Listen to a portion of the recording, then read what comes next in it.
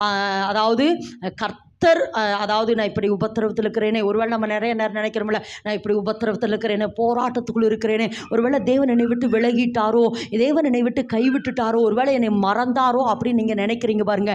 ஆனால் அவருடைய வார்த்தை உங்களோட பேசிக்கொண்டே இருக்குது என்றால் நீங்கள் அவருடைய உள்ளங்கைக்குள்ள தாம இருக்கிறீங்க. அவருடைய உள்ளங்கைக்குள்ள தாம இருக்கிறீங்க. அவர் உங்கள்கிட்ட பேசுகிறாரு பாருங்க, அவர் உங்களோட பேசுகிறாரு பாருங்க, அது போதும். அந்த வார்த்தை கிடைக்காம எத்தனை பேர், நிறைய பேர் இங்கே நம்ம ஆரம்பத்தில் வந்த பிள்ளைகள் எல்லாரும் சொன்னீங்க, நான் தேவன் என்னோடு பேசின ஆரம்ப நாட்கள் இருக்குது, ஆனால் கொஞ்ச நாள் அவருடைய சத்தத்தை கேட்க முடியலேன்னு சொல்லி எத்தனையோ பேர் சொல்லியிருக்கீங்க.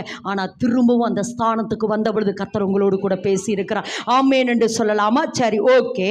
அப்போ இன்னைக்கு கர்த்தர் என்ன சொல்றாருன்னா, அந்த வார்த்தை யார் மேலே இறங்கிட்டு, திரும்ப சொல்லுங்க, யார் மேலே இறங்கிட்டு? இஸ்ரவேலின் மேல் அந்த வார்த்தை இறங்கிட்டு. நான் திரும்ப சொல்றேன், நீங்க என்னவா மாறணும்?